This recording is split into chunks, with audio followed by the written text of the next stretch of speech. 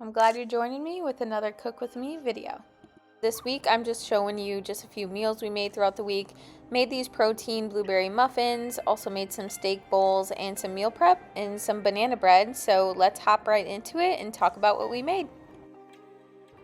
Started off the week with a Crock-pot Chicken Taco themed soup. So all it was about 4 large chicken breasts in the bottom, and then I added a can of pinto beans, a jar of salsa, and then a can of corn, and I put it in the crock pot on high for about 4 to 5 hours.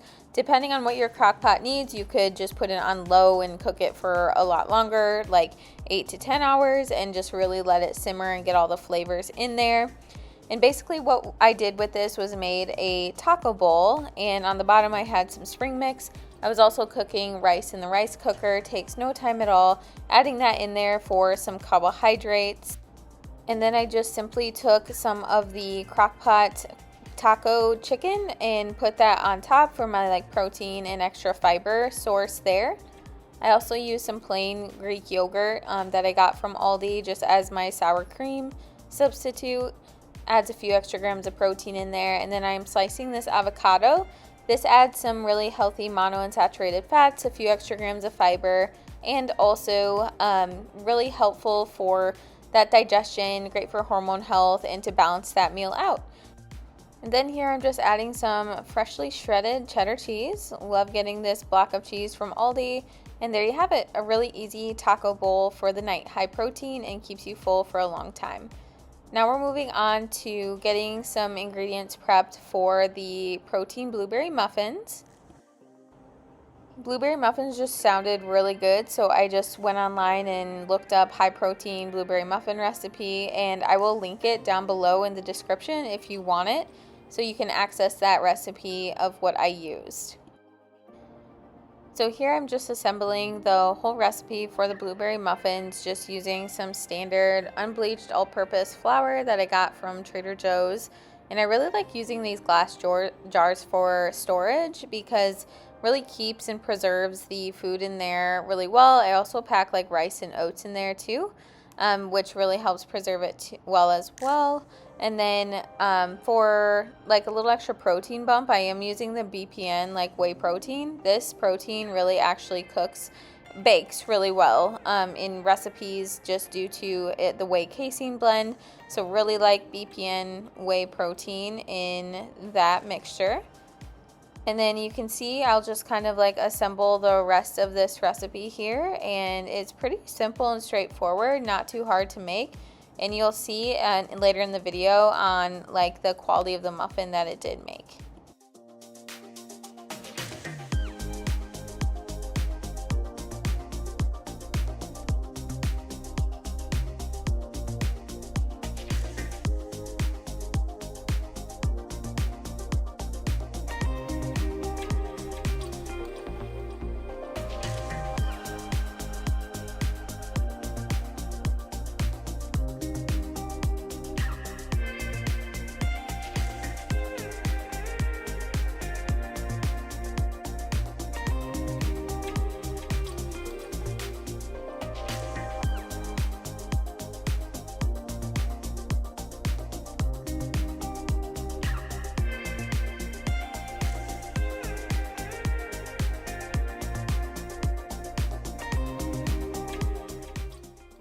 I've really been loving the idea of just making more meals or baked goods at home just with simple ingredients. So that's why I'm adding in some baking in today's video. And here you can see I'm assembling the muffin tins just with some paper cups. And I didn't show it, but I also give it a good spray with some olive oil spray or Pam spray before putting these in. Otherwise, the muffins will stick to the sides, and then it is kind of a pain to get them out.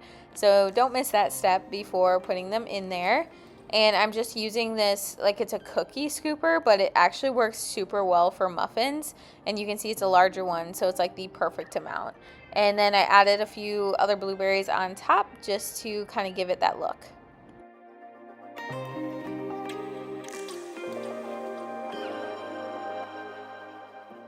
So as another baked good, I just found this, again, a very easy oat flour banana bread.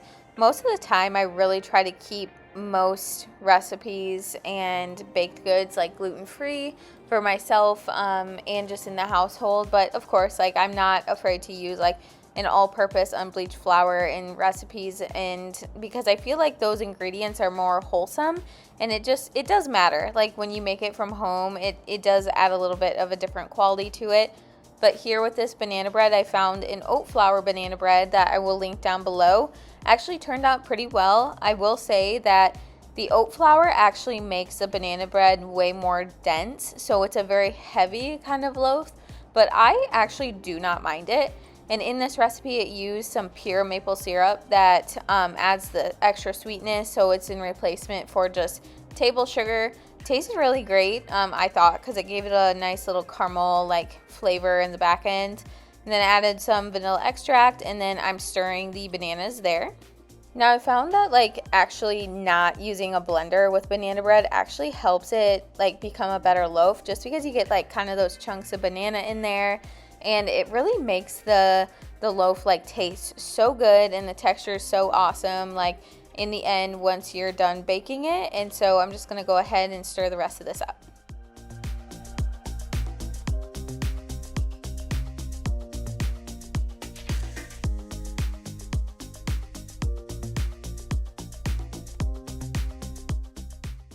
Meanwhile, I just wanted to show just a few quick clips of me making this oat flour. It's so easy to make at home. You don't have to spend the extra money to buy it in store. Just pop it in a blender, pop some oats in the blender, and then you just blend it up like that, and it makes a really nice fine texture, and I just put it in the bowl. Okay, while all those baked goods were going on, I was actually roasting some veggies in the oven, so I'm gonna make some room to put the blueberry muffins in right now. And I'm just gonna bake these in the oven, and then I also have some quick and easy sides that I can add to meals throughout the week. Here you can see I am actually loading up the banana bread pan with the banana bread batter. And then that will go in with the banana muffins here, just so they can all kind of bake together. If I had one tip for my clients that I see on a daily basis, is to batch prep your sides. So like here I batch prepped some potatoes and batch prep some broccoli, and then I had Crockpot chicken going in the Crock-pot that I could kind of pair with that meal later on. Here I am dicing up a zucchini. Also, I'm thinking ahead, how can I batch prep these like a side or like a vegetable of some sort to add to meals? And this is what's going to make my life so much easier. All I have to worry about is like a protein to kind of swap out throughout the week. And I just used some parchment paper, and I'm tossing that on the pan, and then I'll spread them out, add some olive oil and seasoning to it, and then put that in the oven.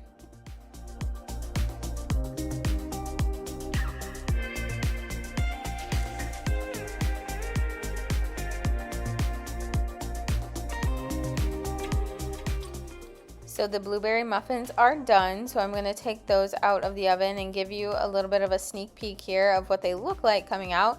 I'm going to transition the banana bread to the middle just so it cooks more evenly. But they actually turned out really great. Love the way they're looking. And then I am taking out the banana bread, and you can see I had the zucchini in there too, roasting. But look at that. That was such a cool banana bread that came out. Alongside this little like meal prep I was doing, I also was thinking ahead for the week. So we knew there was going to be like a night we were going to cook up some steaks on the grill. So we like to buy steaks in bulk if we're going to get them. If we can get them farm raised, like fresh, we want to go that route. But we have ran out of our stock of steaks, and so had to just go with the old Costco brand. I'm just using some steak seasoning here, and this is like my typical marinade, very standard, nothing fancy, but really easy to kind of get together. So I just took a gallon Ziploc baggie, and I'm kind of moving it around so I can kind of coat the steak pretty evenly, but at the end I'll like move it around afterwards, adding just a bit of like avocado oil to that. And then I will also be adding some of that balsamic vinegar. The vinegar actually helps break down with the enzymes in the steak, so it kind of makes it more of a juicier steak in the end. So all I do here is give it a good seal, and then I leave some air in it in the beginning just so I can kind of toss the steaks around, and then I will try to seal the rest of the air out, try to make it as airtight as possible, and then I'll take a washcloth to wipe off the excess on the outside of the bag because I am such a stickler with raw meat. Want to make sure there's no like cross-contamination anywhere. And then all I'll do is once this is done, I'll just set it in the fridge until we cook it later on in the week.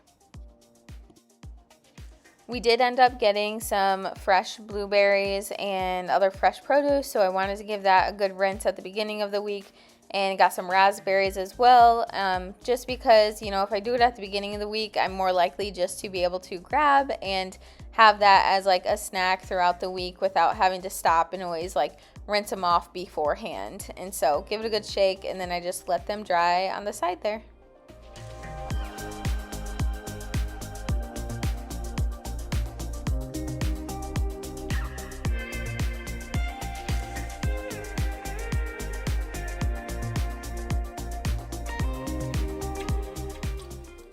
So here is the final reveal with these muffins. You can see I tried to get some natural lighting in here, and they actually have a lot of, like buoyancy, as you would say, and then good texture. Like we actually ended up really liking them, and with a little bit of butter, perfect. They ended up really great, about 8 grams of protein per muffin, which is pretty dang good.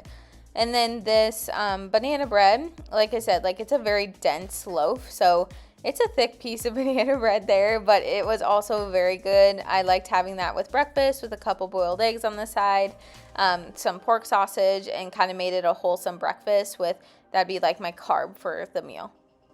This is a very quick clip because I just didn't have my tripod on me, so I was trying to do it with one hand. It just wasn't working, but one night we had made just some steak on the grill, and then I had roasted up some sweet potatoes through a bag of frozen green beans on a baking sheet with parchment paper, and there you have it, a very balanced meal, protein, carbs, and fats, and fiber. It was great. Like it ended up perfectly fine. Now we're on to making some Swedish meatballs. So we had these at like a little football gathering one Saturday, and I just couldn't get them out of my head. So I'm like, okay, I got to make them at home and just mix them up for like make it a meal type of thing. So if you haven't had Swedish meatballs before, it's kind of like those meatballs in the Crock-pot that sit there. Usually it's at like a little get-together party at someone's house, and then has like a creamier, like has cream of mushroom and then sour cream in it. And so I am just here ready to assemble the meatballs. I actually found a recipe online that made like gluten-free meatballs without using breadcrumbs, using the oat flour. As you saw how I made the oat flour, it was so easy. I just need like a 1/4 cup. And then I just put in some of the ground beef and the ground turkey, added an egg, and then just your standard seasonings like garlic, onion powder, and then salt and pepper.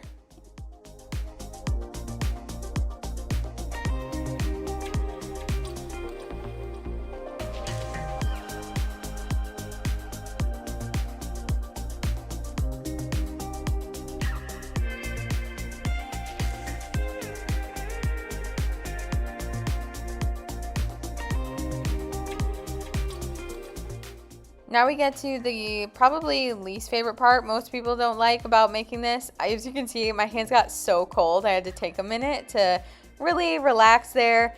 But here again, I'm using the cookie scoop. You guys, like, use a cookie scoop if you're ever making like the meatballs or filling up like muffin tins. It works really well. And so these are homemade. You can honestly do something easier, but I'm trying to adopt more of a homemade food nature sense in my home so that we're getting like higher quality meals as best as we can. So I'm willing to put in a little bit of that extra work. I've really fallen in love with like just learning different like cooking like methods and also just recipes. So you can find the joy in it too, which is fun. So then I'm going to take some, like a couple cups of bone broth, and I'm just going to put that over these meatballs.